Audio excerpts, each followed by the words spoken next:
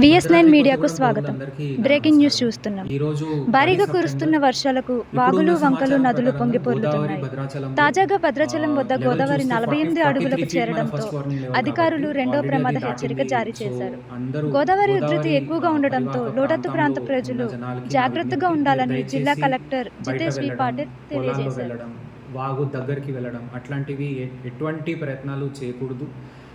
వాగులు కూడా చాలా పొంగి ప్రవహిస్తున్నారు. సో తాలిపేరు నుంచి కూడా 1,00,000 కంటే ఎక్కువ క్యూసెక్స్ ఫ్లో వస్తూ ఉంది. ఇంకా మనకి సమాచారం ఏముందంటే ఇంద్రావతి మరియు శబరి ఈ 2 నదులు ఆ ప్రాంతంలో చాలా భారీ వర్షం జరుగుతుంది. సో దానివల్ల ఇప్పటికే మన లెవెల్ 45 ఫీట్ ఉంది.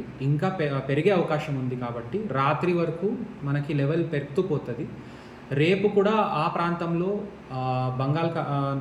బే ఆఫ్ బెంగాల్ నుంచి ఏదైనా లో ప్రెషర్ పాయింట్ ఒడిశా ఆంధ్ర వైపు పోతుందో దానివల్ల అక్కడ భారీ వర్షం ఎఫెక్ట్ మనకి రేపు కనపడుతుంది.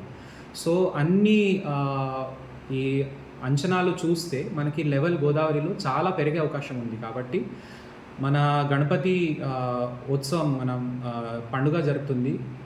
ఈ మధ్యలో గోదావరి నది దగ్గర మనకి గణపతి బాప్పాకి అర్చన చేయడానికి ఏదైనా ప్రయత్నాలు చేస్తే జనాలకి ప్రమాదం ఉంటుంది.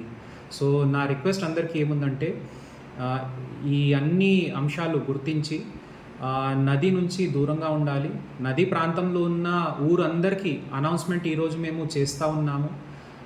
దయచేసి ఎవరు కూడా ప్రమాదకర సిచ్యువేషన్లో స్టక్ అవ్వద్దు అని నా అన్ని ప్రయత్నాలు మా యంత్రాంగం చేస్తుంది. మీరు కూడా అందరూ సహకరించాలని నా విజ్ఞప్తి. Thank you.